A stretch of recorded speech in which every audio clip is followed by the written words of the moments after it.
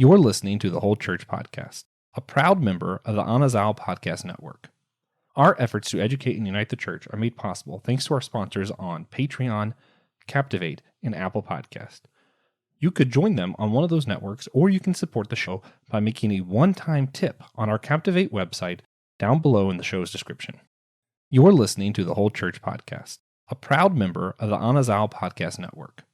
Our efforts to educate and unite the church are made possible thanks to our sponsors on Patreon, Captivate, and Apple Podcast. You could join them on one of those networks, or you can support the show by making a one-time tip on our Captivate website down below in the show's description. Farmer, you are working for a table full of bounty. Painter, with each color, you are teaching us to see.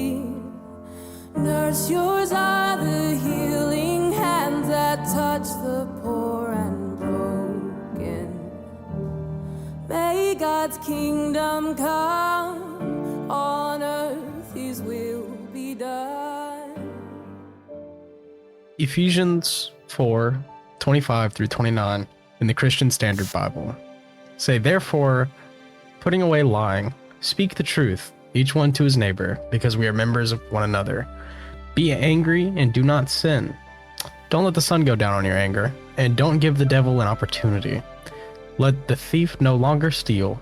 Instead, he is to do honest work with his own hands, so that he has something to share with anyone in need. No foul language should come from your mouth, but only what is good for building up someone in need, so that it gives grace to those who hear." In the book of Ephesians, St. Paul is explaining what it means to be the church, and before this pericope, Paul wrote that the church is to work together in all of our different roles.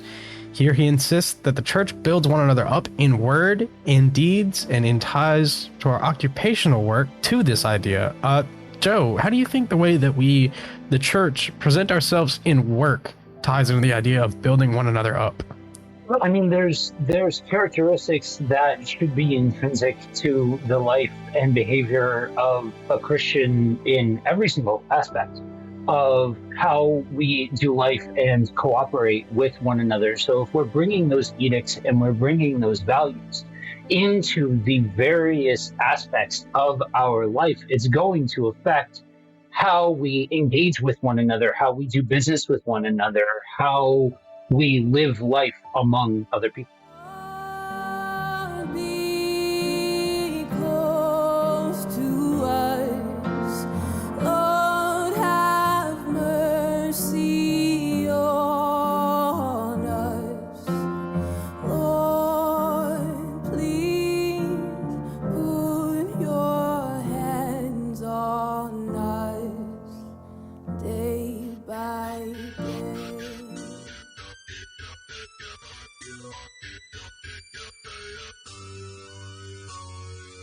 Hey guys, welcome to the Whole Church Podcast, doing the Whole Church Job Fair. Guys, we are kicking off a brand new series. Just gonna have a lot of fun with this one, guys. We're going to be talking to people, not necessarily the pastors and the scholars that sometimes maybe you guys got used to over here. We're still gonna have some pastors and scholars, like our guest today, but we're gonna have people who work ordinary jobs, who understand what the real world is like, and we're gonna ask them whether the stuff that the pastors and theologians are talking about actually really make a difference in their lives at all. So today we're going to be explaining the series a little bit, so we're going to get into it a little bit more, and we're going to be talking with a few guests about the food industry and how our theology does or doesn't impact the daily lives of people working in food. So I'm here with the wonderful Pastor Joe Day. How's it going? Thanks for having me. Yeah, man.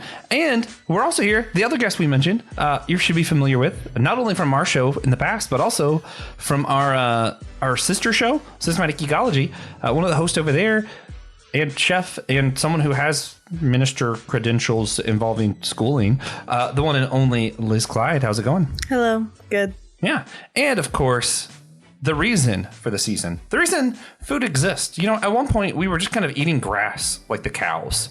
And then someone invented the culinary arts the same time they invented art, and that was the one and only TJ, Tiberius Juan, Blackwell. How's it going? Good. Yeah. I thought you might say that, weirdly enough. But yeah. let's get going. Yeah, and if you're listening to this, you should also check out the Onizel Podcast Network website. We talked about our sister show. That's where you can find it. It's links below. Click that. Click us. Click our friends. You should also check out the Whole Church store. We've got some job fair specific merch coming out for this series. Our product manager, I think, just recently was aware of that, so it is a work in progress. Yeah, right this second I became aware of it. Yeah. Yeah, but that is the plan. Yeah. And also, while you're over there, you should check out our Patreon. You can get discounts on this merch that doesn't exist yet. And I gotta do some backstory for today's silly question. You guys know we always do the Holy Sacrament of Silliness every episode. Just before we kick things off, we opened up for this series on our group page on Facebook, and we're like, hey guys, what do you guys think are the biggest things that people talk about in church and in theology schools? Because we wanted to see what people actually thought were being talked about, so that when we're asking people, hey, are these things relevant, it's actually the stuff that's being talked about. And for some reason, someone added the question whether or not a hot dog is a sandwich. That's something they wanted to hear people talk about on this series. And not only did someone randomly add it, a bunch of people voted for that as an important theological topic. So, our silly question, brought to you by our good friend Sam Perez. I'm going to ask you guys. TJ and I will answer first. Actually, I think only one of us should answer now. The other one should wait till the end of the series. Make people wait in anticipation. TJ will answer first. TJ, share your wisdom. Is a hot dog a sandwich? According to the USDA and the FDA, if it can be a sandwich if it is at least 35% cooked meat and no more than 50% bread for a closed sandwich. And then at least 50% cooked meat for an open-faced sandwich. The problem is a hot dog is not strictly an open-faced sandwich, nor is it a traditional sandwich, because it is a split bun. And that's where a lot of the problems come with this interpretation. That USDA manual then goes on to talk about burritos, which are a sandwich-like, and frankfurters, which are a sandwich type, but not strictly sandwich. I say yes. Also, staunchly yes. Why does the U.S. get to define what a sandwich is? We live here. That should be up to the U.K. That's a governing authority for us. That's what we're talking about. But also, hey, when we did the poor people hot dogs, where just one piece of bread, there was no split entries. For sure, that's definitely a sandwich. Yeah, that is for sure an open-faced sandwich. I love that this silly question is also here while we're talking about food industry for the first episode. So you get the official answer first. I didn't hear what everybody else thinks, guys. Joe already talked. Liz, is a hot dog a sandwich? If cauliflower can be a pizza, a hot dog can be a sandwich. All right, Joe, take us home. No, absolutely. So I actually ran a hot dog under a sandwich menu one time, and the reactions from people were quite diverse and very interesting. But yes, it is 100% a sandwich. All right. Well, if you guys want my answer, you'll have to wait till the end. But so far, we have 3 for 3. Hot dog's a sandwich. Hot dog is a sandwich. But turns out, in what way, if any, do you think this question could be relevant to your life? Pang, Liz, real name, whatever. Still not even my name, but all right. Elizabeth. Beth. Ill. I want a petition Elizabeth? to only call her Beth from now on. I would ignore you. So, but yeah, if any, is this question relevant to your life? Absolutely not. I don't care. Joe's already answered. It was relevant to his life at least once. Yeah, it was. But I mean, you said cooked meat. So what about an eggplant sandwich? You know what I mean, for the vegetarians? You just opened up the whole. Vegetarians don't get sandwiches. They can't have sandwiches. Okay, I was just curious. But I disagree with that particular logic. If you do that, then the problem, can a cake be a sandwich? If we're gonna go back into the question, then the problem being the USDA traditionally only covers meats, and they've grown over the years to cover more foodstuffs, but what they're concerned about is meat. Yeah. So of course their answer is gonna revolve around cooked meats. I think you'd get a similar answer if you asked Ron Swanson. No, he would. And he would say it absolutely meat. Matters. Yeah. He said, "Give me all the meat with no bread." Yeah. So far to me, it hasn't been relevant in the sense that the content of the question matters, but I've had this debate many, many, many times. Mm-hmm. All right. Well then, there we have it. Oh man. All right. So guys, the reason we're doing this series, we kind of mentioned to you a little bit what it is. We're talking to people about their day jobs and whether or not the stuff that we're talking about in our churches and our seminaries are actually impacting them. There's a lot of reasons. The easy reason is like, if it's not relevant, then why are we talking about it? Like, honestly, the easy reason is the whole reason theology and philosophy and all this stuff exists is supposedly because it's giving people reason for what they're doing, reason for life, all that kind of thing. So if it's not relevant, we're kind of just spinning the wheel here. The other reason is a lot of our listeners, actually a majority, are pastors or theologians or church leaders of some sort. And we think that they could benefit from hearing more and learning more from people in other occupations. Like seriously, it is, if we had like a map with like the dots like Verizon, it's really funny when you look at our listeners like, hey, it lights up in Louisville, Kentucky. It lights up in Dallas, Texas. It lights up in like all those, Wheaton, Illinois. And I'm like, yeah, I know where our listeners are. They're the people attending seminaries. So now you guys can hear from normal people. Congratulations. You're welcome. Something. I'm not sure that you could ever accuse chefs of being normal people, but I digress. Yeah, because you literally just judged me for working 80 hours this week. Yeah. How is that normal? I don't believe that normal people exist. That's very chef typical. I gotta let you know, I know it. Probably about half my friends do work about 80 hours. Not most of them are in food. It's just normal American behavior to work too much, but that I also digress. 80 is too much, but it's way too much. This is when you're a like pastry person and it's Valentine's week. Fair. Yeah, touche. It's the season. Intense. Oh yeah, I baked over 1,500 cookies. Yeah, I worked in a restaurant at a mall during Christmas time.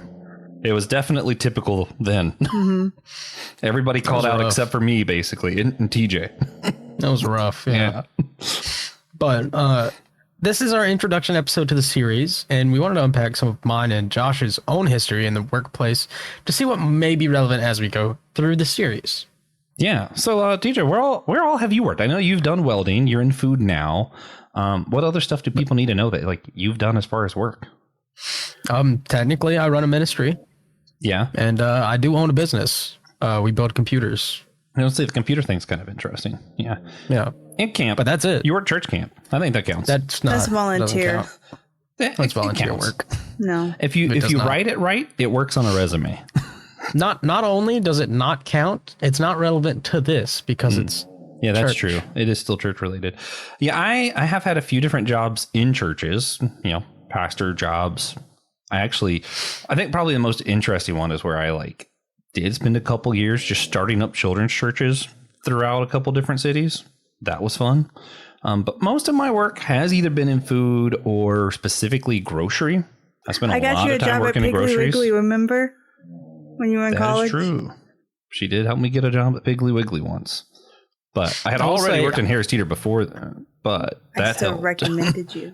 Yeah. I've been approached to work at a couple of restaurants that I've turned down to stay with my current restaurant, which will remain unnamed.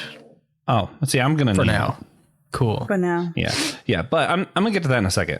So my other stuff outside of grocery, I worked a lot of grocery. Harris Teeter, Kroger's, Piggly Wiggly, Bilo, and Food Lion. The pig. I've done a few different restaurants, mostly Domino's, then Chipotle. Done a couple others, but they don't really count because I was there for such a short period of time. And obviously a lot more ministry, a lot of volunteer, random stuff here and there.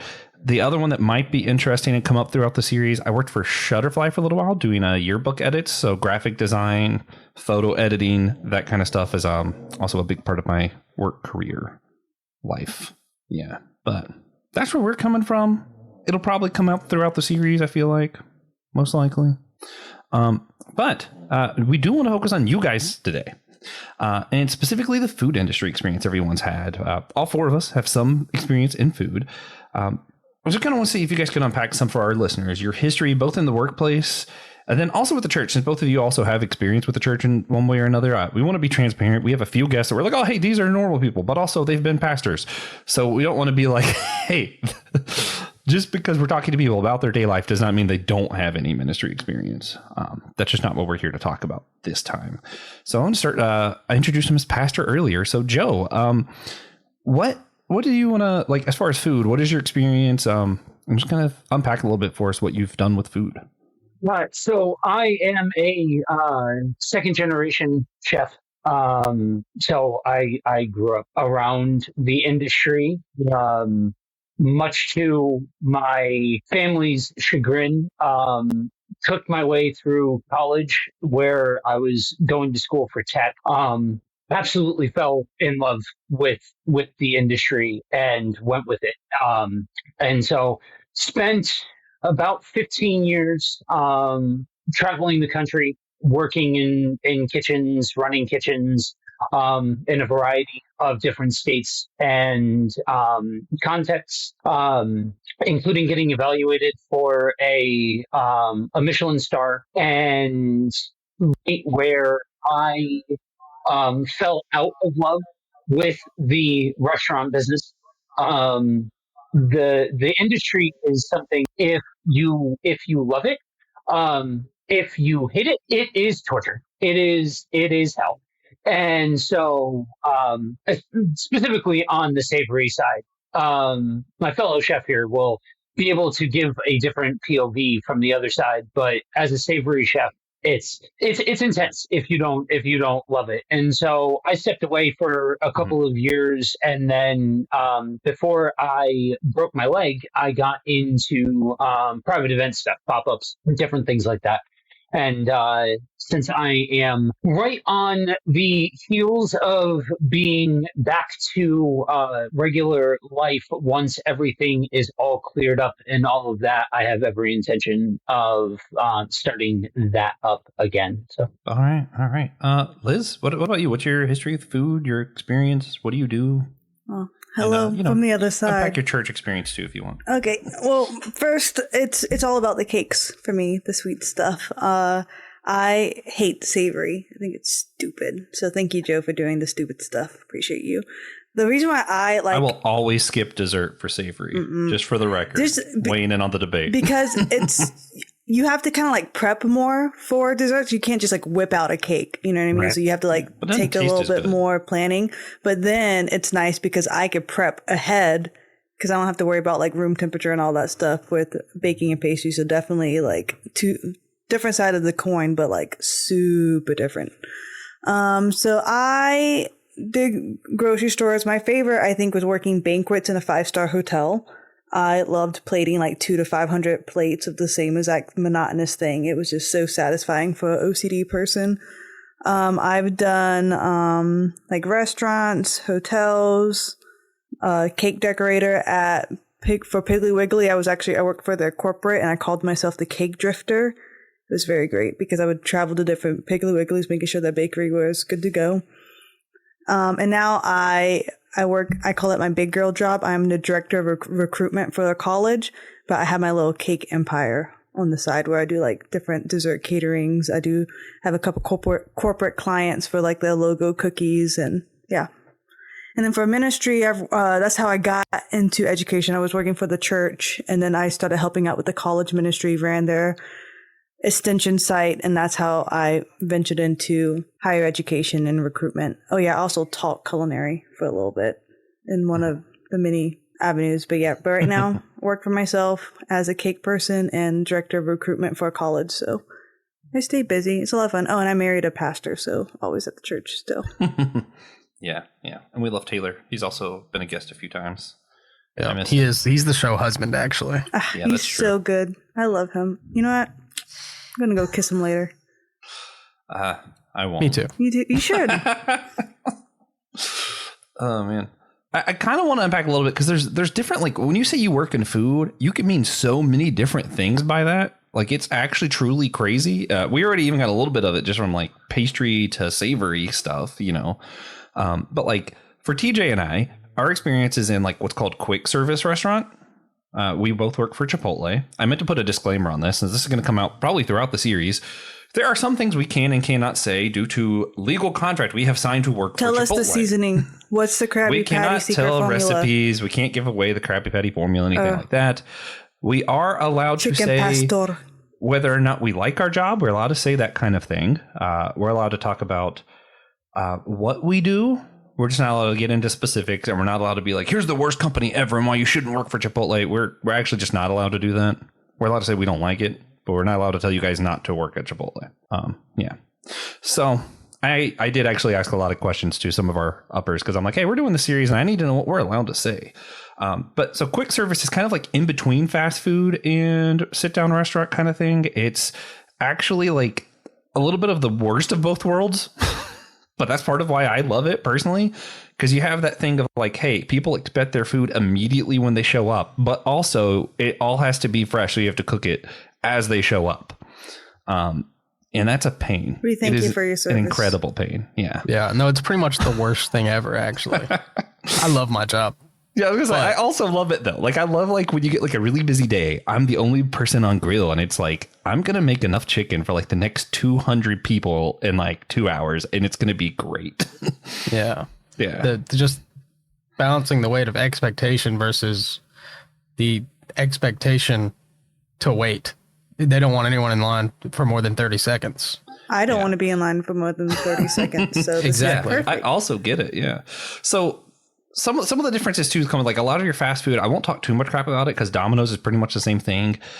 It's a lot less culinary arts. You're just kind of making the food. You're serving a lot of customers and it is hard work, but it is a very different thing than quick service or the kind of thing that Liz and Joe does. Quick service is kind of in between. If TJ and I wanted, because of how high we're up in there, we can get some credits towards a culinary degree if we wanted to, but it would not just give us a culinary degree with what we're doing. So it is not culinary arts. It's like culinary art light, like a stepping stone if we wanted to later do that, but we cannot call ourselves culinary artists or chefs. Joe and Liz, on the other hand, are in fact chefs and do culinary arts. I wear a chef's coat every day. As you should, I also King. do wear a chef's coat, though. I love it. It's so fun, especially in the winter when it's cold. Because ours is hot. I think maybe. Super hot. Yeah. Yeah. I don't do it just because like I'm like I know how much work some people put into actually getting a culinary arts super degree. Different. Yeah. Yeah. I do think the only similarity is really like a prep chef and a Chipotle prep person. It is going to be different because a typical prep chef has a lot more things to do in smaller quantities typically. Yeah. But it's the closest analog, I think, from Chipotle to like a standard sit-down restaurant. Yeah, that makes sense. So I wanted to throw something to Joe here too, because like TJ and I are both like, we dab in culinary stuff at home too. Partially, a lot of mine came from, I got enough experience at like Chipotle. And then also, I did work for like Piggly Wiggly and Food Lion. And for a while I was in like the deli and stuff. And we had to like make some of the salads and chicken salad and whatever. And it got me just enough that I was like, I bet I could make my own recipes. And then I did. And I was like, this is great. And I think a lot of people at home do stuff and they're like, I want to call myself a chef and I do culinary stuff too. And that is one of those things that like you say to someone who actually put in the work, and that's you can really get them going. So let's get Joe going. Joe, why is that? Like what is the difference of people who are like, I like cooking at home or like they do fast food and kind of like what you and Liz are talking about? So I full disclosure, this may in fact trigger my fellow chef here, depending on where she falls on this paradigm. I do not think that you need culinary school in order to be a chef. I am the type of person that if you know what you're doing, if you're good, it's yes chef, heard chef. It's that I think that I think that title is earned not from a school, it is earned from lived in experience. Now, we have in a post Food Network world a lot more people who have a lot more skills at home. And I think that's wonderful. I think more people need to know how to cook. I think more people need to not be afraid to get creative and explore, because working with food is amazing. It is a wonderful, wonderful experience. That being said, though, we also with that have this phenomena of folks with a smartphone and an Instagram account calling themselves a social media chef. So if the only thing that you have ever done is cook at home, if the only thing that you've ever done is make a single plate of food, gotten the lighting just right, and taken a really nice picture, hit up restaurants and find yourself a gig doing food photography, because that's its own thing. Food photography is big business. Go ahead and do that, but go ahead and step on the line, or step in a catering event, or step in a. I'm not just saying that chefs live and die on the line, because I don't think that's true either. But step in any professional arena within the culinary world and tell me if you can actually hang with chefs. That's my only thing. And this is coming from somebody like, because I didn't go to culinary school, I came up the hard way, and I understand what it means to earn your stripes, to get to the point of working yourself from the bottom up. I am very forgiving and very giving of that title. I see it as a sign of respect that if I can, I give it. It's just when you start to really exercise that term to mean that you made a good plate of food at home and then start calling yourself a home-based chef. Mm-hmm. All right. I do feel like there is one really massive piece of evidence to support Joe's stance here. One of the most famous chefs in the world does not have a culinary degree. Ratatouille? Gordon Ramsay. Little chef? Oh. No, Ratatouille is more important, though. That's what I thought. Okay. Ratatouille also does not have a culinary degree, but Gordon Ramsay doesn't either. Yeah, no, he doesn't. Gordon Ramsay has a degree in hotel management. He does not have a culinary arts degree. Wild. All right, Liz, same question. Yeah, I don't care. You can call yourself whatever. You the chef of your own house, I guess. And it's not going to make me lose sleep. It's crazy because I care more when people give themselves title pastors without doing the work. But chef, I don't care. So I think because I care so strongly about that, I don't care about that. Yeah. Well, how would you define? Because I know you do like catering, but how would you define like the difference of what you do as opposed to someone who's like, hey, I made a cake and brought it to a friend's house? Like, is there really a huge difference? I mean, I guess, and Joe said it, if you needed to have a difference, the key word is professionals. Like, so to be a professional, you're going to get paid to do it. So it doesn't even have to really be in a kitchen. So if you are like, technically, I don't refer to myself since I'm no longer I'm no longer teaching culinary. So I don't hear Chef Clyde anymore. What's funny because I was going through my old thing and one of my students wrote me a card. I found it. So, but I wouldn't classify myself as a chef at the moment because even though I'm still in a professional settings and I have Google's one of my clients and I've done stuff for them. Mm-hmm. It's just me. You know what I mean? I don't care. So technically I could still put on a business card that I am a pastry chef. But it doesn't matter. And then if you get there are definitely realms of elitism to the world of food. Because some people wouldn't call Pang a chef. They would call Pang a patissier, but they would say she's not a chef. Mm-hmm. Yeah, see, it just depends on what you want. To me, to anybody who looks to anybody who looks at a patissier, and I'm gonna get real inside baseball here for a second. To anybody who looks at a patissier and says, you're not a real chef, you go in that kitchen, you make 1,000 cookies, you make 700 You make a souffle. Yeah, exactly. You make a souffle and see what's up. You know what I mean? It's really fun. It's not, and you'll hear what you've already heard little things back and forth. To the other side of the coin, to what Peng said before about having a particular distaste for the savory side, dude. When it comes to baking, I'm like a 14-year-old boy. I'm all hands. I'm all thumbs when it comes to baking. I'll throw you together some rough and ready cookies or something like that. I'll throw something together for you. But everything that you're saying you don't like about the savory side is exactly why that's my world. And part of it is for me. I haven't really talked about the ministry side because we've been focusing on the chef side, but I do think it's interesting how there are some parallels between that title of chef and that title of pastor.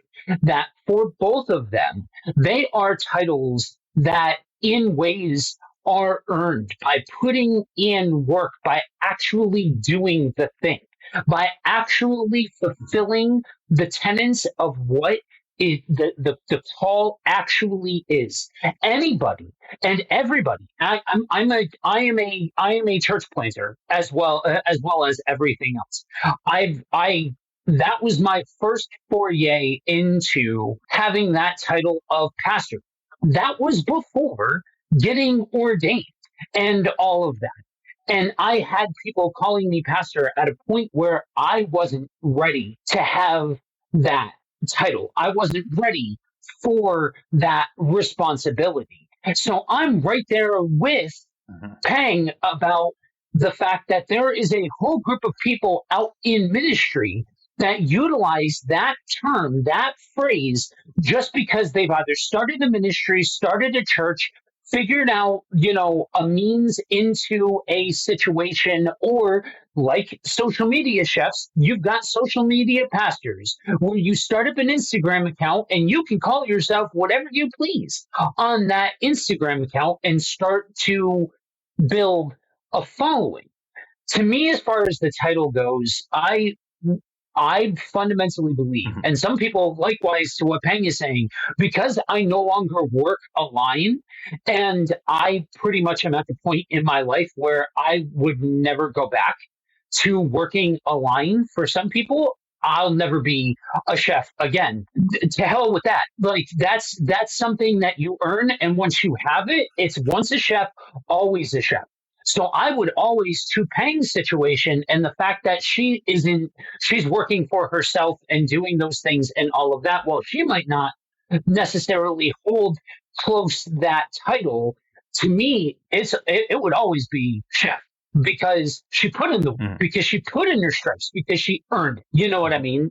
Yeah. Mm-hmm. Personally, I think you're not a chef unless you have a bunch of little scars on your arms. That's true too. Sure. Yeah. I covered Garlic mine with tattoos. deep embedded into your skin. Yeah. You gotta have you gotta get them. It was funny. My left arm's really bad, actually. My right arm's not that bad. My left arm's awful. Luckily, we're not doing brisket right now, so we don't get those I have brisket right now. I just made some Korean barbecue. Made it with some brisket. Yeah, it's different. I want to say though, for me, one of the important things, and this is funny because this is not something we intended to be part of our series, but we're going to do it here.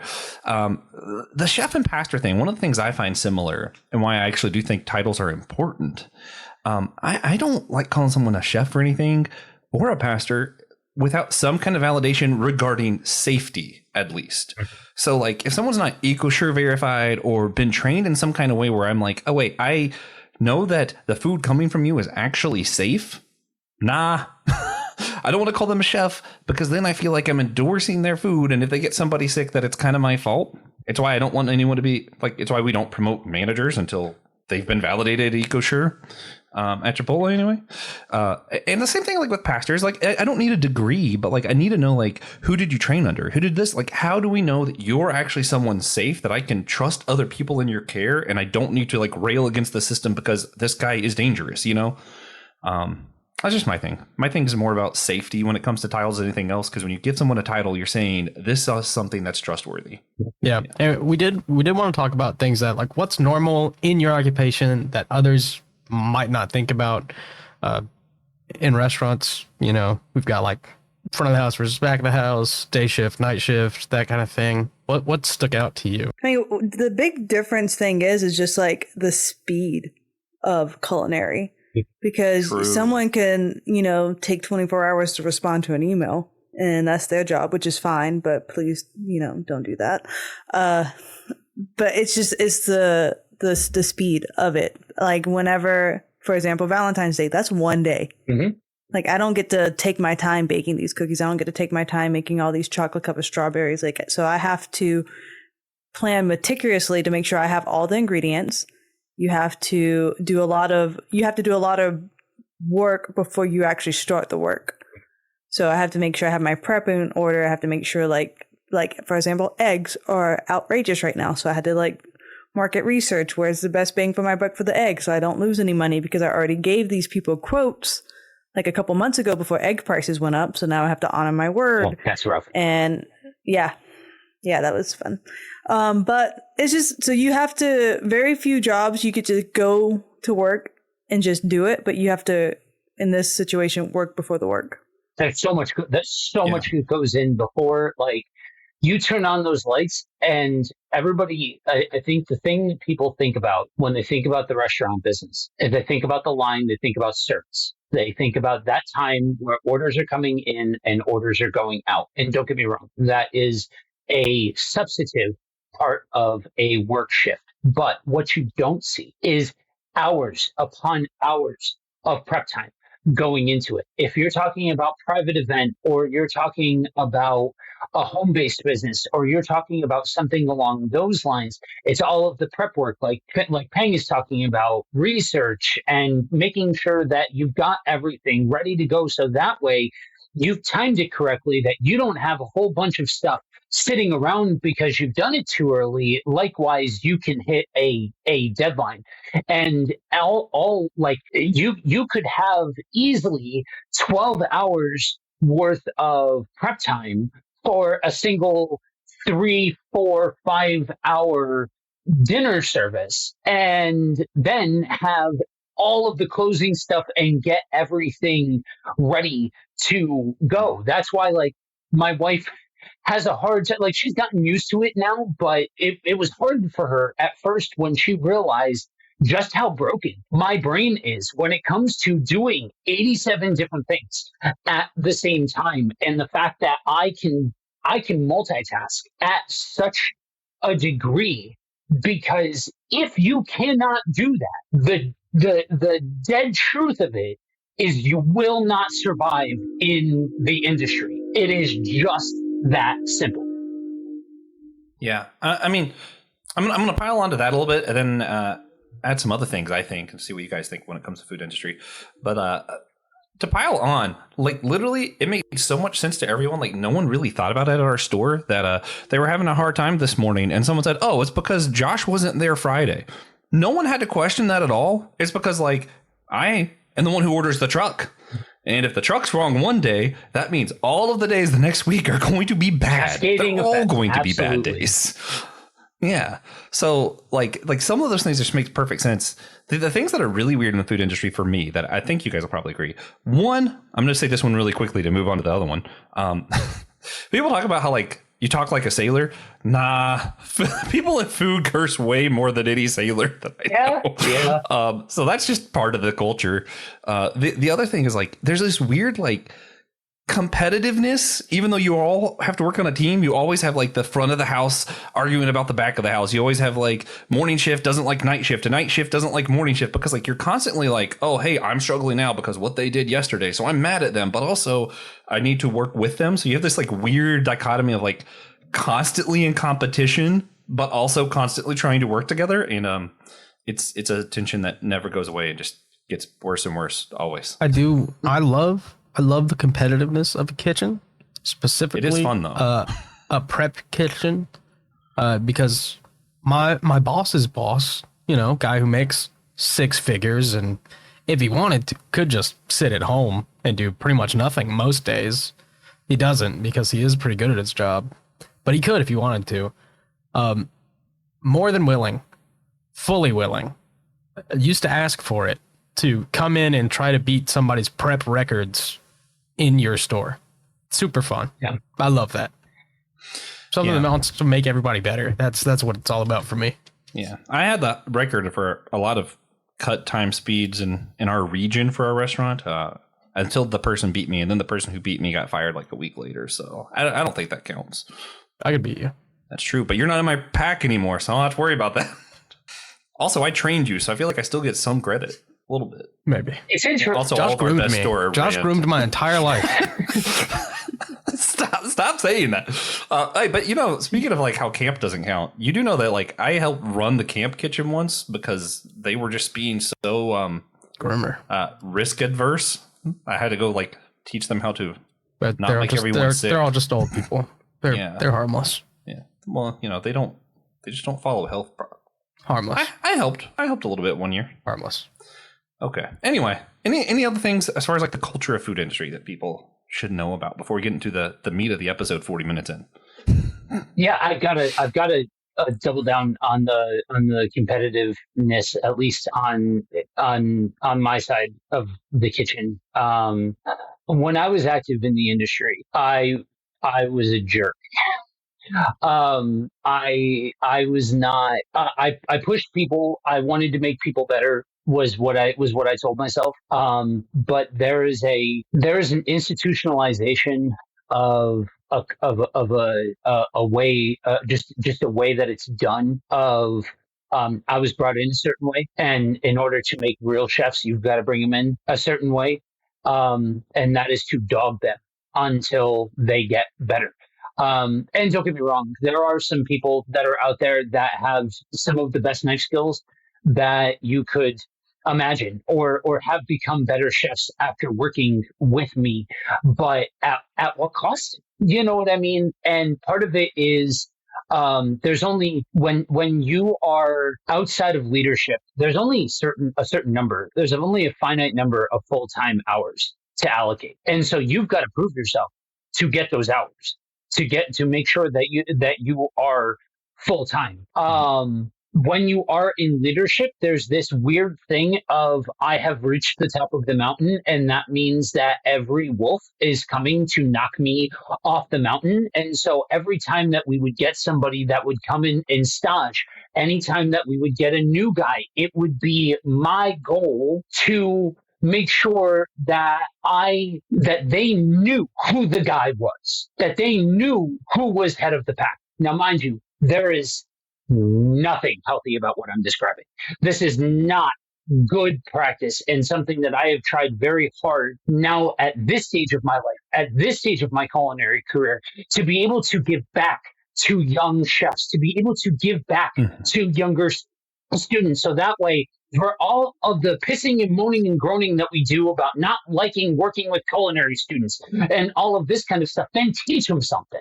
Then give them some experience that they can sink their teeth into. So that way, when they do hit a line, when they do hit the restaurant, they actually know what they're doing. Mentor them. Give them something. And so, yes, what you're talking about, even at the level of fast casual or anything like that, is true and systematic, straight up to 5-star fine dining. Which, for frame of reference, I've done all of those different versions of the culinary world. My favorite is upscale tavern. I think some of the most creative stuff is coming out of upscale tavern restaurants on the savory side.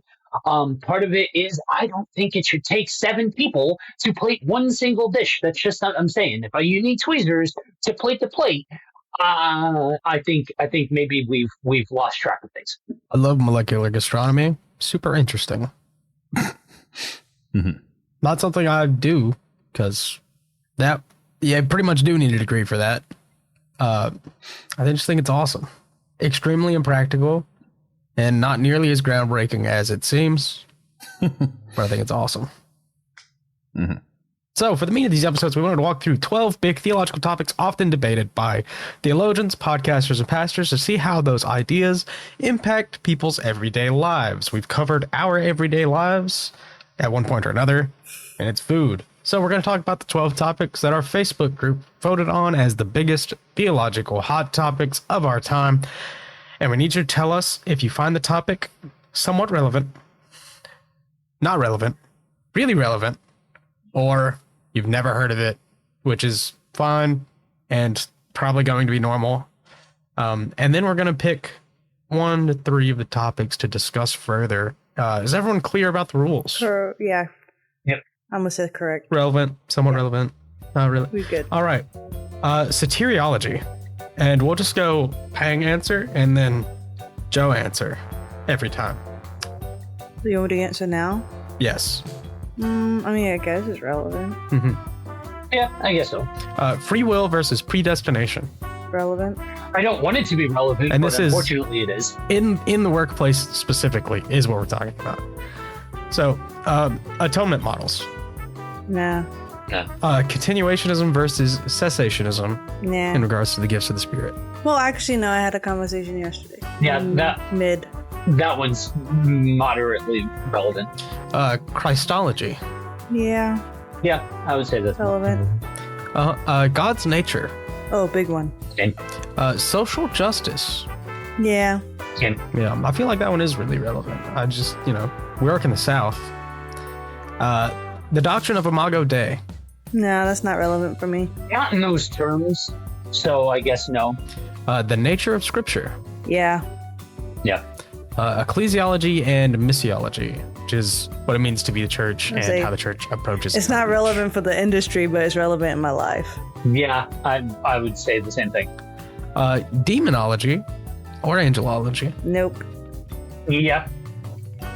Yeah, I've got anywhere from 1 to 300 demons every lunch rush. And they just keep walking in. Eschatology. It's relevant in my life. Unfortunately, yes, it's relevant. Yeah. Also, TJ, we have to do this at some point. So one At of us some should do point. it now, and the other one should do it at the end of the series. All right, you're gonna do it now. Ready? Oh, yeah. Super easy. Soteriology. Yes. Very Free relevant. will versus predestination. Not very relevant. Atonement models. Somewhat relevant. Continuationism versus cessationism. Very relevant. Christology. Somewhat relevant. God's nature. Not relevant. Social justice. Very relevant. The doctrine of Imago Dei. Very relevant. The nature of Scripture. Not relevant. Ecclesiology and missiology. Somewhat relevant. Demonology or angelology. Not relevant. Eschatology. In the workplace, not relevant. That is what the series is about. Yeah. In general, yes. But that's, not what the series is about. So, all right, guys, if you had to pick one or two, I'm going to say everybody has to pick one for this particular episode since there's two guests. I think that's fair.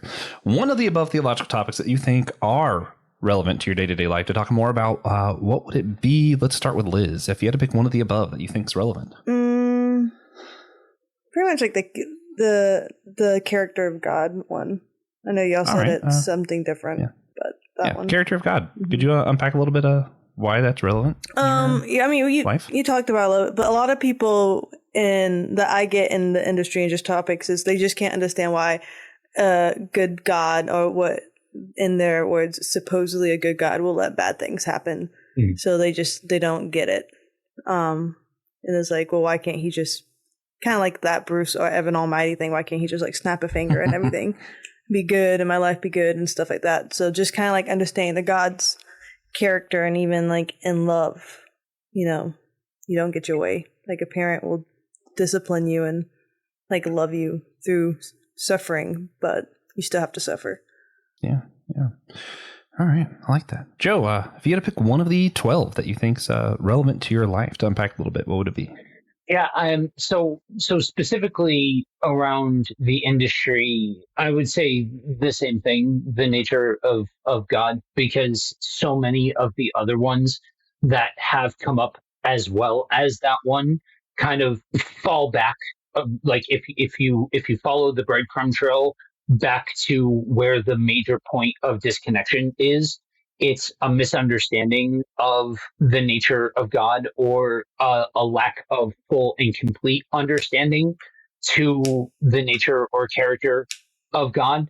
And so a lot of times when you're having conversations about free will, about a good God, about the church, about those different topics and things like that, it kind of goes back to that central idea of who God is in the first place. Yeah. I like that. Good stuff. I'll also go to make things fair, so that TJ and I are both doing this part of the thing. I'm going to pick the Imago Dei as the one I think is particularly relevant.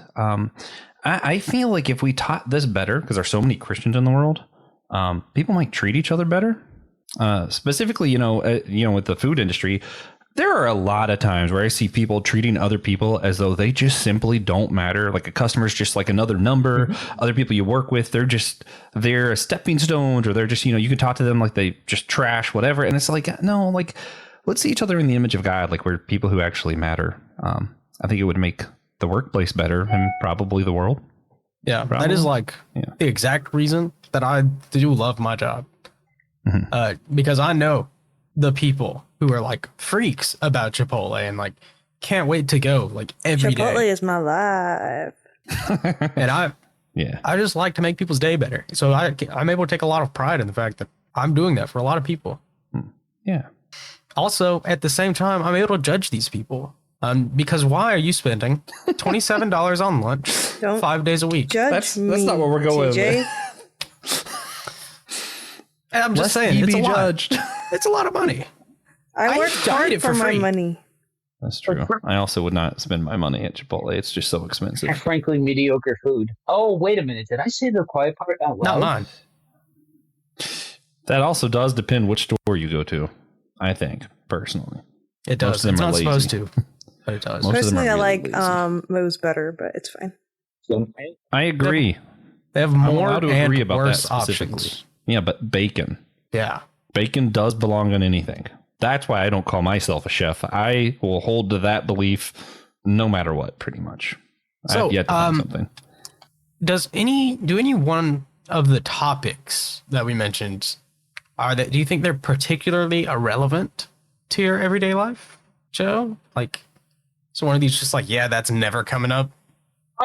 Generally something like eschatology or something along those lines it's not going to be something that I reach for unless somebody specifically has a question about it, because so much of the focus is how do we love God well, follow Jesus well, and love others well. And sure, as Christians, we have the argument of a future hope and all of that jazz. No problems. But whenever it happens, however it happens, whatever the situation is, okay, like that's what it's going to be. That's what's up. That's when I think we've got more than enough on our plate today as practicing Christians in the workplace. And I'm trying very hard, like you said at the very beginning, y'all kind of like really cross the streams on this one, because you're talking to people that are very steeped in the ministry world as well as the culinary world. And so I'm really trying very hard to answer these questions purely from a workplace perspective, because all of this, a lot of what I'm saying also you could copy and paste, but to my ministry life and my pastoral life, but that's its own category and thing. But I think whether you're hitting it from the God POV, with if you have people generally in the restaurant business, we're a bunch of pirates. Like we come together because we are a bunch of pirates, and it is an industry that really, really welcomes saint and sinner to unlike really any other industry that there is. And so a lot of times you have people asking really big questions, and so that's why those kinds of things get pointed to. How do I live this life, and what does that mean in terms of God? So really having people focus on, is it going to happen this way? Is it going to happen that way? Is it going to happen in 2 years? Is it going to happen in 87 years? Is it going to happen in 2,347 years? I don't know, and I don't care. It's going to happen, and awesome that it's going to happen. But that's not the main point for me. Yeah. Also, just something Joe said reminds me of, like, one of the cool things of the food industry is you do have to serve anybody, basically. Anybody and everybody. If you own your own business, it's a little bit different, but it's humbling when someone comes in with a shirt you find offensive or something that's like, God's not real, whatever. And you're like, I still have to serve them same way I would everybody else. And, it's kind of like washing the feet of 200 people every lunch, but without the feet part. Yeah. Yeah. Some days I would rather wash 200 pairs of feet. Me too. Yeah. Sundays specifically for us. Sundays aren't that bad for us. Fridays. But I was like, I do agree. Like eschatology, I don't spill oil in my kitchen and then think, oh, this is just like Revelation. Oh. I wish for hellfire like sometimes. does happen. But what about you, Ping? Any one of these topics stand out to you as particularly irrelevant? For me, would be the demonology one, because whenever I do talk with people, because it's usually natural conversation. It's like, how's it going? Blah, blah, blah. I'm like, oh, tell me about this. And so when I get the opportunity to share my faith, I want just to talk about Jesus, because they're either A, they already know about it and stuff, or B, they absolutely like don't know anything. And so before you can get into like demonology, angelology, but I just want to like, talk to them about Jesus. And so that's why it's at least relevant for me. Now, like Christians and people, we talk about it all the time. But so in my workplace, or when I was in the corporate like kitchen, it hardly ever came up. I mean, as TJ said, some people acted demonic, but they didn't want to talk about themselves like that. Yeah. So as people who are all ministerially active to different degrees and have also worked with the public, what topics would you rather hear about in the church or from our theologians? Like, what should the pastors be focusing on to be relevant to the chefs of our world? I think the nature of what it means to be saved, because I feel like we have this watered down Christianity that the world has accepted. And so a lot of the times it's like, oh, I know Jesus, so I'm good.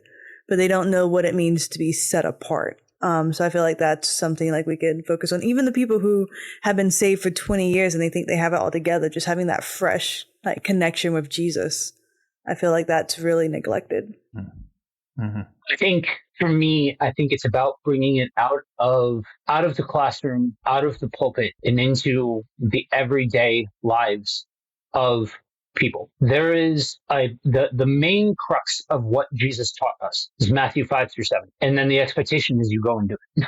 The expectation is you live this out. And in the context of church, and in the context of what is coming from Christianity, so much of it is centered around serving others. So much of it is around what does it mean to follow Christ. And if we can bring that to a point of not arguing about a theological or doctrinal stance, not arguing about a sociological point of view or something along those lines, and bring it to a layer where the people who are the everyday person is coming to understand who Jesus is, how God sees humanity, the nature of God, and what it means to live that out. That's where you start to see a new day dawn in the everyday life of a Christian, and Christians doing the obedience part, not out of works or religious piety or anything like that, but because they understand that out of relationship and love, you show love and serve other people. You love God with all of your heart, mind, soul, and strength, and love others as yourself. And I fundamentally believe that we can put all of those things into terms that is grabbable and capturable by everyday people, where you don't need all of this ministry background, or to use half of the words like you use those words, TJ, and everybody on this call gets it. Right? We have the training and or the credentials or the experience or whatever to know what you're talking about when you say that. And to the target audience of the whole church, that makes all of the sense in the world. You're putting it into terms that the target audience will understand. An everyday person, a dude that just got out of prison, who the only gig that he can get is working the grill at a tavern or working at a local restaurant, and he's just trying to put one foot in front of the other to do better with his life and to care for his family or whatever the case may be. He doesn't know what soteriology is. He doesn't know what ecclesiastical, he doesn't know what any of these words mean. But what he does know is practical application of the core tenets and foundations of what it means to follow Jesus well and love others well. Yeah. Oh, man. Do you know McDonald's doesn't hire felons, by the way? Isn't that weird? Yeah. Yeah. Yeah, I've thought about it. Our president would not be able to work at Chipotle, but wild. Yeah. Anyway, one of those things, and Joe was kind of hitting on it there, so I feel like it's a good transition.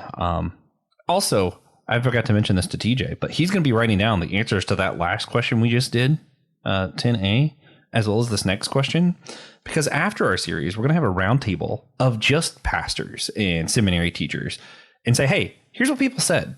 How do you respond to that? So I'm excited for that roundtable as well. But each of us see the world through different eyes, right? Like kind of what Joe was talking about. And one of the things that, like, we have these pastors, church leaders, theologians who are listening to our show. One of the things, like, if they've never worked in food, there's certain parts of the world they just will never see. So what's something that you guys, I'll go to Liz first, think that, like, our pastors, theologians who haven't worked in food could learn from your perspective that they might never get to see through your eyes when it comes to this? Well, I mean, specifically food, they probably do not know how to maybe like just, gosh, it's hard when you say for food, because for me, it's like pastry. So we all sweet, because everything's sunshine in the pastry land. But I would say something that they may understand is just because I feel like they do, because they have long hours, they have early morning, they have unexpected delays. But so one thing that comes to mind that's kind of relevant and not relevant. So if we have a Wednesday night service and you letting that spirit go and you're like, I just want I want the spirit to flow and stuff like that, you don't have to wake up and open the bakery the next morning. So they're like, let's just let the spirit move. We're not on a time schedule. The heck I am, sir. I have to be at the bakery at 4 a.m. I don't get to sleep in. I don't get you know what I mean? So I think because it's such a blessing. And I remind my husband this all the time. I'm like, this is your full-time job. So you get flexibility, which is really a big blessing for those who get to do full-time ministry and they don't have to be dual professionals. But that's just not the reality for a lot of people. You have to be mindful of other people's time. You know what I mean? Like the other night last night we had a young adults night and I was giddy. It got ended at a decent time because I wake up at 4 a.m. to work before I even go to my, my corporate job. So I bake before then and it ended. But then like the last young adult nights we had, the dude at 10 o'clock, he moved on. He was like, I feel like the Lord wants us to take communion at 10 o'clock on a Monday night. I was like, sir, we have jobs the next day. Do you want us to be like kind to our coworkers tomorrow? Because you get to sleep in, like you get to go into your office.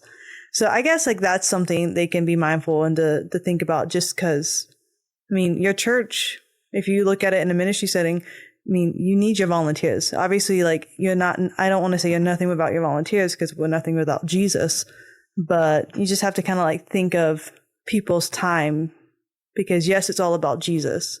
But you don't want, I mean, you hear about church burnout all the time. If that kind of loosely answers your question. I feel like I kind of like tiptoed around it.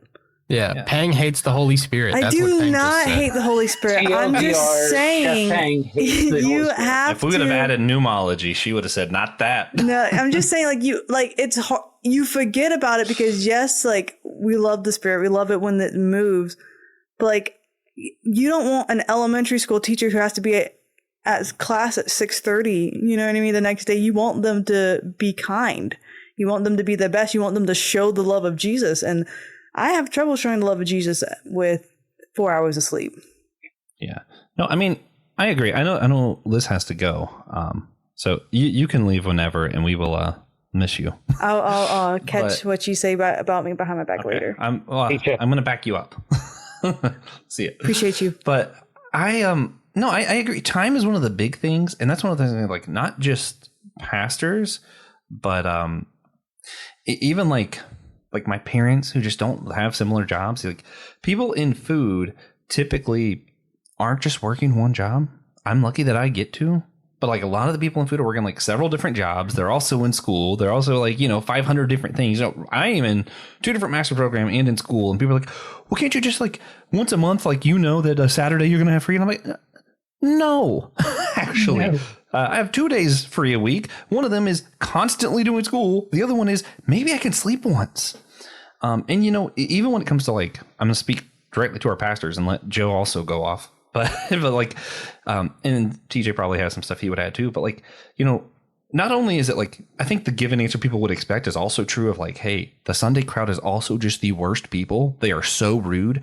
And if the fact that so many people leave church and can be that rude to people in the food things, tell me like, we're not doing something right at the church.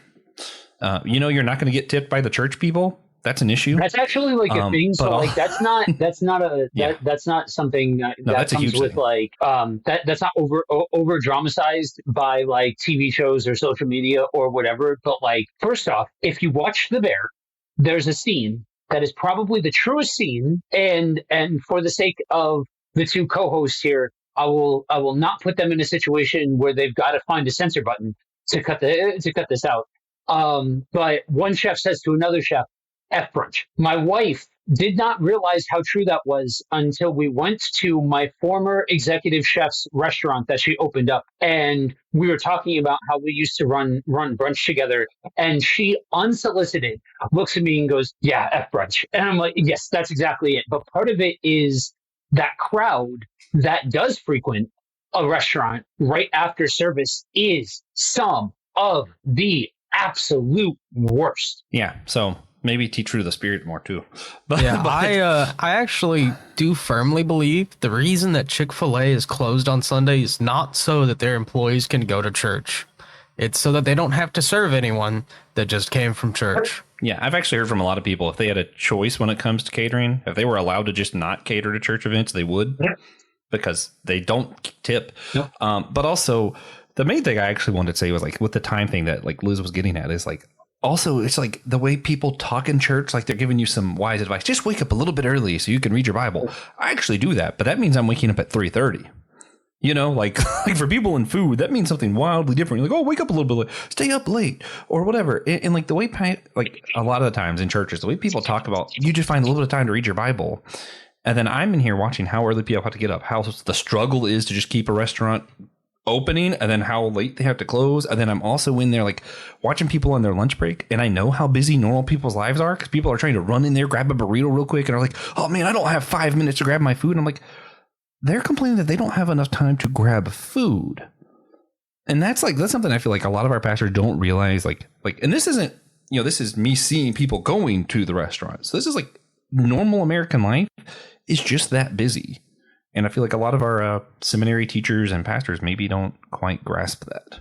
Yeah, I would agree with all of that. So hard, yes and amen to everything that Peng said and everything that you said. I'll hit a different angle.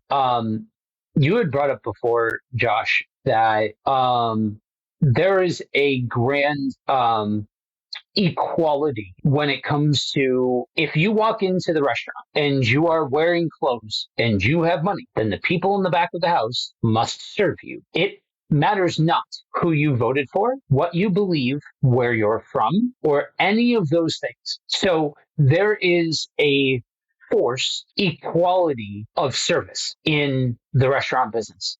And I think that sometimes in the church world, in the ministry world, we get wrapped up in hardline divisions or specific scenarios or situationalism of, oh, I have to first and foremost focus on this group of people, but then afterwards, if there's anything left, I can give to these other people and different things like that. And I think there's a rigidity that comes along with that when you look at not just who, but how, because a lot of times when people think about service, they think about time and they think about money. Oh, I don't have the time to do this.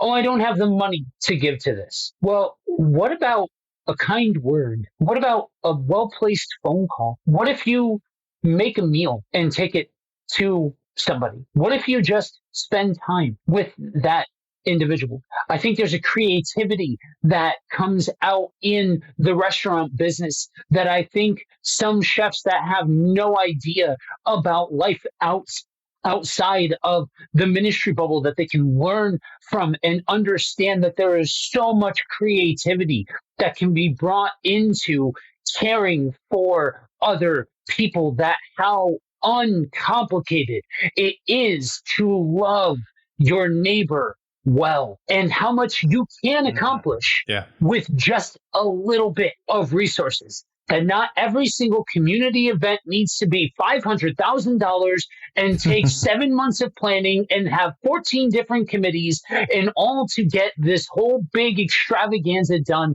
that you can literally just throw the doors open and say, you know what, come grab a meal, come have something to eat, come hang out. You know what I mean? Yeah. Yep. And that, I mean, that gets, I'm going to cheat. I'm going to offer up another one that you made me think of. Because you also, like in the food, especially the front of house people will get this more than the back of house people. Now I'm using food lingo, but it's fine.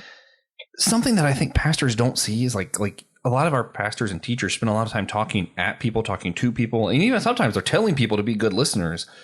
And like so many people, and it's funny, I'm guilty of this when I've preached before, thinking, oh, some of the people talk afterwards, they just want to like look pious or look like they're religious. And now I'm like, no, there's some people who literally just want anyone to talk to. They will come into your restaurant and sit there and talk to the cashier for 10, 20 minutes. And your good cashiers know about pretty much every customer's life if they come in on a regular basis. And your bad cashiers will spend the entire rest of the shift complaining about that guy and how he slowed us down talking to him so long. And like I have one guy that I work with who literally like, oh, hey, man, how's your daughter? How's this? I knew this. I had a guy who came in last Sunday. I know his diet plan. He was 3 pounds away. I'm like, hey, man, where are we at this week? And there's something that you know when you're on the front line about these people that a lot of times in your church, you just don't know about people's life like that. And maybe it should be the other way around. Maybe. TJ, you have anything as far as like insights from? I feel like it would be really helpful for a pastor to work in a restaurant on a Sunday and see how little so many people think of other people. Absolutely. Yeah, I think it would be like jarring and eye-opening for a pastor to come work the line on a Sunday or a Saturday night. Yeah, they don't care about you. Yeah. Customers, they don't. If you're behind the line, they don't care about you. Yeah, and it's so funny because I would say like 6 out of 10 times. Yeah. Well, and that's one of those language things that's interesting. I feel like a lot of times in our church culture, we say serve somebody and we're thinking of like, we're going to go do this event that's serving the community and feel good about ourselves afterwards. Whereas if you talk to someone who worked in food about serving somebody, you're thinking about actually having to humble yourself, actually having to hear about someone's life and do something for them, even if they might be the rudest person on earth. So that word serving takes on a different meaning. Yeah. And also so many people, and it just seems to happen more often on Sundays, will come up to the front and be like, hi, is there a manager? Yada yada. They're so hey, entitled. My table's dirty. Can somebody please come clean it? Yep. That is so There's 40 people behind you. You want them all to wait on you? Yeah. Of course. Of course I can clean your table. Group, yeah.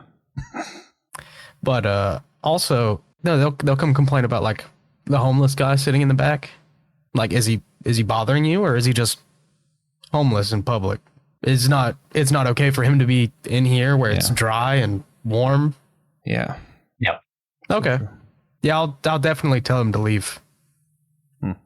I won't. Why would I do that? Yeah. He eats. Yeah. Like, we do live in the South, so eventually somebody will buy him something to eat. That is also true. But yeah. Joe, that book. There's a book that was written by one of the former owners of an upscale restaurant in New York City called 11 Madison Park. The name of the book is Unreasonable Hospitality. Will is actually, I suggested it to Will during the Bear episode for Systematic Ecology, which if you want to hear more of us geek out about chef stuff, Pang was on that one too. Head over there. I'm not even on the show and I'm doing cheap plugs. There is, it is basically talking about how the whole thing was the model for what made them such a superior place was unreasonable hospitality. That the idea is that you are so in tune with what the restaurant is, what the customer needs or wants, that it almost seems like you're reading their mind, because you're reading the room, you're reading people's body language, you are being so thoughtful of the other person that you are trying to provide whatever it is that they need before they have the chance to ask. And that's a book that I would recommend to any pastor to go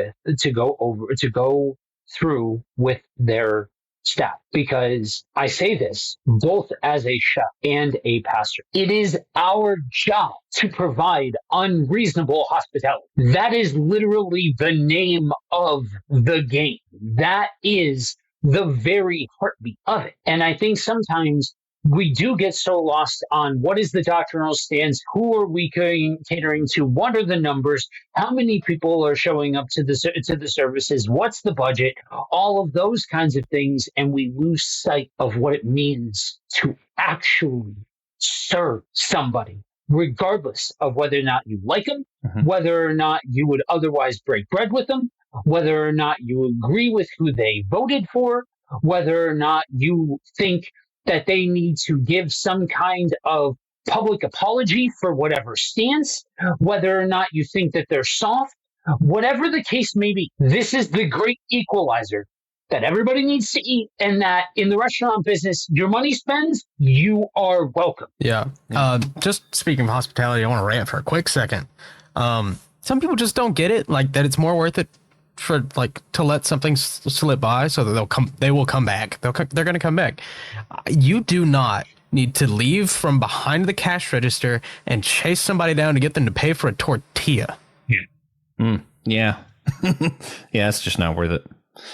I will say, and this is one of those things, like at first I was like, what is wrong with these people? And then the more I'm like at the store I'm at now, I'm like, oh, actually this is what all food should be like, and probably everything we do.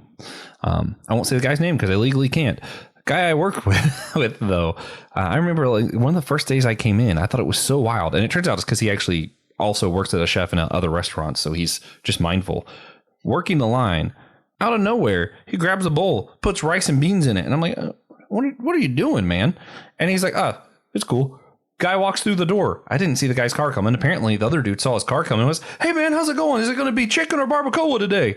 And he just knows this guy's order, saw his car, and he's just ready. And I'm like, dude, that's way too much. And now I'm thinking about it. And I've been at the restaurant, this particular store, long enough. And I'm like, no, maybe we should all just be a little bit like that.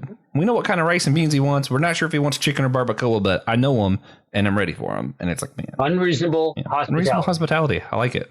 Yeah. Yeah. Also, it really annoys me when regulars switch it up. Me too. I'm like, what do you mean? You don't get barbacoa. You get chicken. Stop. Like one time, and he felt so bad about it that he placed the order online. Is how bad he felt about it. Yeah, he ordered a kid's meal, and I was grabbing it and taking it out to the shelf for our to-go orders. And I was like, Josh? And he was like, yeah. I didn't want to come through the line. But that's funny. So, in this series, we are going to be speaking to a police officer, a middle school teacher, logistics worker, a biochemist, a brewer, a physical therapist, a welder, a strategic account manager, a ninja coach, which is a coach for ninjas, and more. What would y'all be most interested in learning from a series like this? And is there anything specific that you were hoping we would ask? And it's just you now, Joe. We exiled Pang for not being spirited. I want to know what the blue line between ministry and teaching ninjas looks like. That is on the top of my list of what I would like to know. But I think I think it'd be interesting, all jokes aside, to know how do these things translate? How do these principles and these ideas that we talk about that are so readily grabbed for by ministry professionals, by pastors and things like that, what do these words mean to people in these different contexts, because I think it's been clear throughout this entire episode that in a variety of different ways, in a variety of different situations and contexts, we use words in the restaurant business that the ministry world uses different. And you can look at that and say, why? Why do those things have two different meanings? You can look at those same words in other contexts and know that they mean different things. And so I think it'll be interesting to see, as we have these go-to lingo pieces that are so canned and so cliche or so readily reachable, what does that mean to somebody else? Yeah. And speaking of which, I'm going to keep this on brand. You know, we always ask for tangible action at the end of each episode to help better engender church unity. And I feel like a lot of people before have said to serve. I think it's a good answer, so I'm going to go with it. But I'm going to ask for something specific, Joe. How can people better serve? You know, hearing this episode, like, oh wait, what are you serving? Am I actually serving? What's something they could do that's like truly serving another? Be present in the situation, in the context.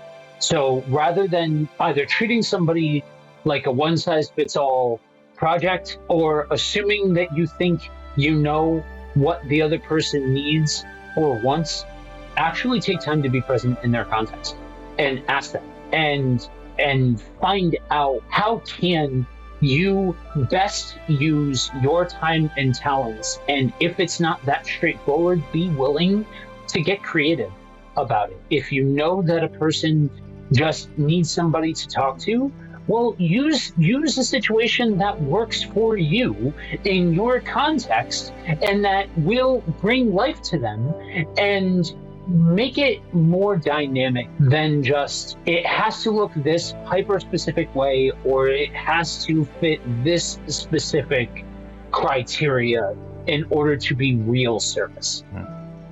Yeah, I like that. All right. What changes, Joe? What we all start listening to Joe? What happens? The world is a much better place. You just listen to me. TLDR, you can learn two things. If you missed this entire episode and you only listen to the front half and the back half, you know that Pang hates the Holy Spirit. And if everybody just listens to me, Correct. The world is a much better place. That's all. That's it. That's all you need to know. Yeah. Then you have people addressing real situations in real context. You have people who are really caring for the specific needs without feeling like they need to burn themselves out in order to actually care for other people, and that they can operate within the margins of their own life while still being present in the lives of other people. All right. Yeah. So before we wrap up, we're going to be doing our God moment. We will just ask everyone to share a moment in their life recently where they saw God, whether that be a blessing, challenge, mode of worship, whatever it may be. Josh always goes first to give us that little peace of mind. So, Josh, kind of a layup this week. Do you have a God moment for us? I moved into a new home. Wow. It was stressful and crazy, but a blessing all at the same time. And then when all the stress and craze got over, it was my birthday, and I was blessed with a Steam Deck that my good friend TJ is going to disciple me on how to use. So lots of blessings, and also a lot of reminder of why I need to rest. Physically, spiritually, and all other ways. I just need rest. Yeah. For me, my God moment. The Chiefs lost the Super Bowl. That's a good God moment, yeah. It brings me a lot of joy. God, that's not what it is, but it does bring me a lot of joy that the Chiefs lost the Super Bowl. My cousin got married this past Saturday. Whoa, that's cool. Great, you know.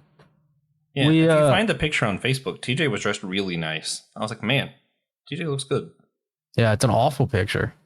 It's really bad. He looked good. TJ's still single also, ladies. This whole church dating app is coming out soon. Don't worry. Yeah, our next series is whole church speed dating. We will be moving to YouTube Shorts and TikTok just for that series. Yeah, of course. Yeah, I love weddings. It's so fun to see who comes up with what. Like, the intimacy of a wedding is something that I feel like it is really hard to match. and it's awesome. I love weddings a lot, especially when they're all like within the family. It's fun to compare weddings. Not all within the family. He's from South Carolina, not West Virginia. Yeah. You know what I mean? Yeah. They're all my cousins' weddings is what I'm talking about. Yeah. But also I was sitting there, and this is just like how big our family is. And I was sitting there. I showed up not last, but pretty close to last. And I just sat down in the front with the rest of my immediate family. And I heard like the banjo playing. And like when I was walking in, I acknowledged that it was a real person with a real banjo sitting back there. And a man and woman with like, the woman had a guitar. She was singing. At no point did it cross my mind that was my aunt and uncle singing and playing in my cousin's wedding. Not like her parents, but a different aunt and uncle. Until I saw their son running around, and I was like, huh, where's Paige and Jason? And someone was like, oh, they were behind you. Funny. They were the ones playing the music. Idiot. Yeah. My cousin Jason's the best banjo player in Tennessee. Officially. Several time winner. Now, when you get into Tennessee, you're getting close to that West Virginia area, too. So, I don't know, man. I'm from Tennessee. I'm allowed to make that joke. But, I don't know. I think best banjo player in Tennessee also does equate to the best banjo player in the world. Anyway, Joe, do you have a God moment for us this week? Yeah, I'm very close to being completely healed from breaking my leg. It is very close. So I got the word that I can start moving around some without the brace on and all of that. So that reminds me of my backup God moment. Copper has like 1 week left and he can take his muzzle off. He already has his sutures off. So he's also almost healed. Awesome. Joe and Copper on this journey together, you know? Yeah. Yeah. Loudest muzzled dog I've ever seen. Yes. Absolutely. So, if you liked this episode or if you hated this episode, why are you still here? This was an hour and a half long. If you hated it, you should have left a long time ago. If you hated this and you listened to the whole thing because you dropped your phone under your bed or something, I'm sorry. It's not over yet. Please consider sharing it with a friend or an enemy. Share with your cousins. Especially your cousins at their wedding. Stop them in the middle of their ceremony and share this episode with them. Yeah, that's what I want, personally, from you. Hit like, hit subscribe, hit Josh. Yeah. That World's your oyster. Probably possible. Probably a good thing to do. Hey guys, check out other shows in the Unazal Podcast Network too. Coming soon. I'm going to do a coming soon. Pastor Will Rose is starting a show. We'll laugh about that later. Talk about stories that weren't funny at the time, but they find it funny now. Also, check out Friday Night Frights. Joe Day helps out over there with Christian Ashley, and they talk about frights on Friday nights. Not every Friday night, but Friday nights. Yeah. A lot of other good shows in the network too, so check them all out, perhaps. Yeah, and we do hope you enjoyed it. Next week, we're going to continue the Job Fair series with Nick Polk, the production editor of Malorn, author of Tolkien pop culture, and a middle school teacher. And then we're going to be joined by Ryan Does, the host of Skipping Church and Across the Bifrost. He's also a merchandiser for a regional bread company. After that, Jared Kuntz, Josh's uncle, devout Catholic and strategic account manager for Spectrum, will join us to keep the series pushing. And at the end of season 1, Francis Chan will be joining us. Probably, if someone tells him about it. Yeah, as a host, actually. Yeah, not a guest. Yeah, when he joins us, the season 1 ends because it becomes an entire different podcast. So it'll become the Francis Chan podcast, perhaps. Yeah, I don't know. Season 2 is beyond us. Yeah, the whole chance.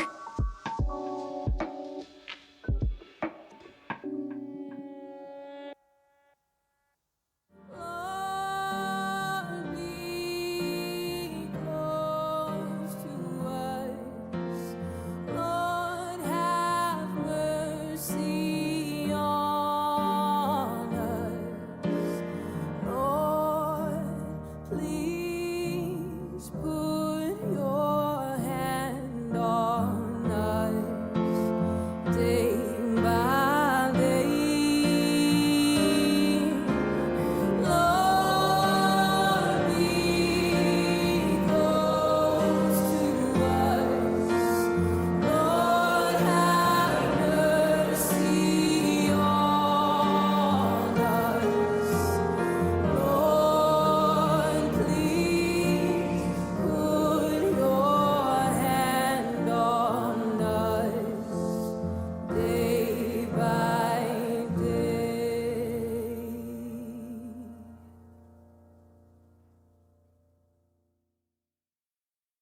Thank you for listening to the Whole Church Podcast. We hope you enjoyed the show. Remember, you can always sponsor our efforts to educate and unite the church on Captivate, Patreon, or Apple Podcast. If you're not into the subscription thing, again, you can leave a one-time tip on our Captivate website down below in the description notes. Thank you again, and please come back next week. Thank you for listening to the Whole Church Podcast. We hope you enjoyed the show. Remember, you can always sponsor our efforts to educate and unite the church on Captivate, Patreon, or Apple Podcast. If you're not into the subscription thing, again, you can leave a one-time tip on our Captivate website down below in the description notes. Thank you again, and please come back next week.